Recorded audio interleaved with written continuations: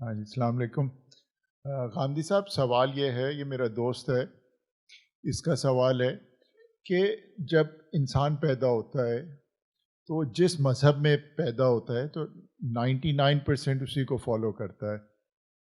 تو یہ کہاں سے انصاف ہوا کہ جو مسلمان پیدا ہو گئے ان کی تو پرابیبلٹی اتنی ہائی ہے کہ وہ مسلمان رہیں گے اور وہی جنت میں جائیں گے؟ تو یہ کوئی اللہ میاں جب اپنے آپ کو حاکم کہتا ہے تو یہ کوئی ایسا جوڈیشل فیصلہ تو نہیں لگتا اس کو، ایٹ لیسٹ دانش کو نہیں لگتا۔ اچھا، تو اسی سے میرا سوال ذرا جو جڑا ہوا ہے کہ انسان کے دل میں شک تو ہوتا ہی ہے۔ اب میرے دل میں بھی شک ہوتا ہے کہ صبح فجر پہ اٹھ رہے ہیں، نیند آ رہی ہے، یہ صحیح بھی کر رہے ہیں یا یہ مطلب ہے maybe we are wrong? تو اب جو میرا جو سوال اس سے ریلیٹڈ ہے کہ دونوں سوال کا آپ کو جواب دینا ہے، جو اب میرا سوال آ رہا ہے وہ یہ ہے کہ اب جو شیطان ہے اس نے تو دیکھا تھا جہنم اور جنت، سب کچھ دیکھی ہوئی تھی۔ اب مجھے بھی اگر کوئی دکھا دے یہ چیز، جنت یہ اور جہنم، اور اللہ میاں مجھ سے ڈائریکٹلی کہہ دیں تو میں کبھی گناہ کروں گا ہی نہیں۔ تو یہ شیطان کیا پاگل تھا کہ اس نے یہ سب کچھ دیکھ کے بھی اتنا اڑا، مطلب ہی جسٹ وینٹ بونکرز؟ یہ کیسے ہو سکتا ہے؟ یہ آپ کے پہلے سوال کے جواب میں یہ عرض ہے کہ یہ ایک متھ ہے جس کو آپ نے بیان کیا ہے۔ قرآن نے اس کی نفی کر دی۔ اس نے یہ کہا ہے کہ دنیا میں جو تمہاری گروہ بندیاں ہیں، کوئی اپنے آپ کو مسلمان کہتا ہے، کوئی یہودی کہتا ہے، کوئی نصرانی کہتا ہے، قیامت میں ان کی بنیاد پر کوئی فیصلہ نہیں ہوگا۔ قیامت میں ایک میرٹ مقرر کیا گیا ہے، جو اس پر پورا اترے گا وہ جنت میں جائے گا۔ یہ بات سارے گروہوں کا نام لے کے کہی اللہ تعالیٰ نے۔ اس میں سب سے پہلے مسلمانوں کا ذکر کیا، ان الذین آمنوا والذین ہادوا والنصارى والصابئین، یعنی ان میں سے کوئی بھی کسی گروہ سے وابستہ ہونے کی بنیاد پر جنت میں نہیں جائے گا۔ بلکہ جب یہود نے یہی دعویٰ کیا، وہ اللہ کی منتخب قوم تھے، تو اللہ تعالیٰ نے فرمایا کہ مجھے ذرا دکھاؤ میں نے کب یہ وعدہ کیا تم سے۔ ذرا سورہ بقرہ کو کبھی سادہ ترجمے کے ساتھ پڑھ لیجئے۔ پوری سورہ کا موضوع ہی یہ ہے کہ نجات کی بنیاد کسی گروہ سے تعلق نہیں ہے، وہ ایک میرٹ ہے۔ جو اس پر پورا اترے گا وہ جنت میں جائے گا۔ وہاں یہ تقسیم، یہ گروہ بندیاں، یہ سب ختم ہو جائیں گی۔ لوگ اپنی حقیقت کے لحاظ سے اٹھیں گے۔ جس کے اندر حقیقی ایمان ہے وہی وہاں پر مسلمان قرار پائے گا۔ تو مسلمان ہونے کا مطلب وہاں سمجھ میں آ جائے گا کیا ہوتا ہے۔ یہاں تو بس ہم پیدا ہوتے ہیں، جس کے گھر میں پیدا ہو گئے اپنا ویسا ہی نام رکھ لیتے ہیں، اور اس کے بعد بے شعوری کی زندگی بسر کرتے رہتے ہیں۔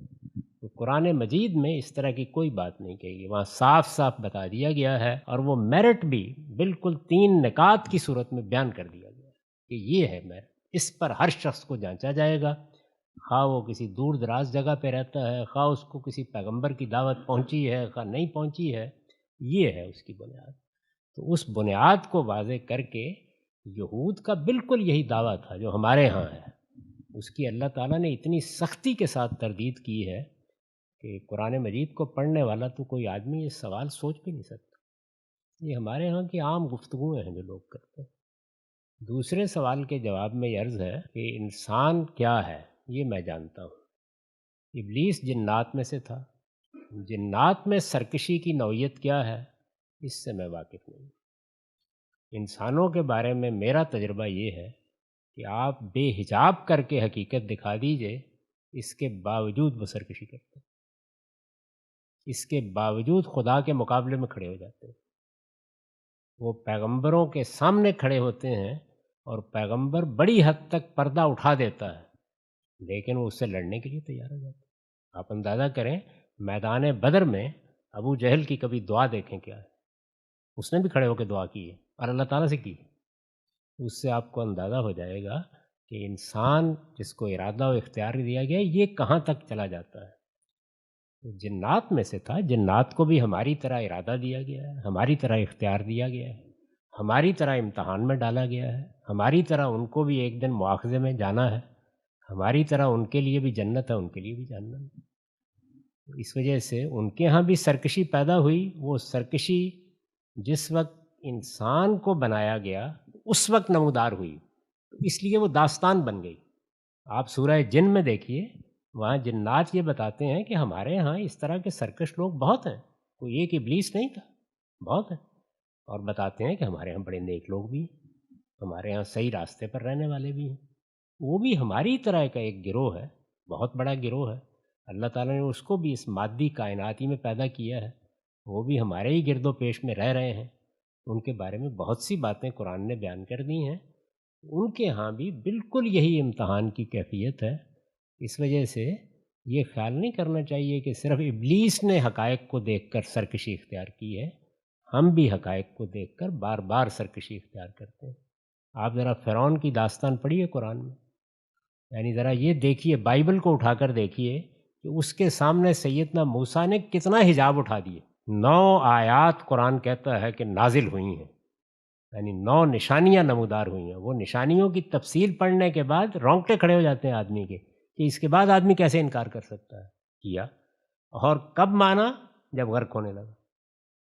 تو اس لیے انسان جب ارادے اور اختیار کی مقام پر کھڑا ہوتا ہے تو 2 ہی امتحان ہیں جس میں ہمیں ڈالا گیا ہے۔ انانیت کا امتحان، یہ جو آپ دیکھتے ہیں کہ لوگ فرقوں میں بند ہیں، لوگ تعصبات میں بند ہیں، لوگ مرنے مارنے پر تلے ہوئے ہوتے ہیں۔ اسی طرح تفوق کی یہ جو جبلت ہے، جس کو ایڈلر نے کہا کہ سب سے بڑی جبلت ہے، وہ قوموں میں ظہور پذیر ہوتی ہے، اس کی بنیاد پر نسلیں چڑھ دوڑتی ہیں، ہٹلر اور مسولینی پیدا ہو جاتے ہیں۔ یہ سب کیا ہے؟ کیا یہ نہیں جانتے کہ دنیا کس اصول پر بنی ہوئی ہے؟ تو اس لیے اس میں کوئی تعجب کی بات نہیں ہے کہ ابلیس نے ایسا کیا۔ اس کا ذکر اس لیے بہت زیادہ آ گیا کہ بالکل ابتدا ہی میں اس نے سرکشی اختیار، یعنی ہماری ابتدا میں، اس کے ہاں تو اس سے پہلے بھی یہ روایت موجود تھی، لوگ سرکش ہوتے تھے، کیونکہ وہ ہمارے حوالے سے سرکش ہوا تو ہمارے ہاں اس کی داستان قرآن میں بھی بیان ہوئی اور انبیاء نے بھی اس کو بیان کیا ہے۔ باقی جنت دوزخ اس نے نہیں دیکھی تھی، جنت دوزخ تو ابھی وجود میں آنی ہے، جب آئے گی ہم بھی دیکھیں گے۔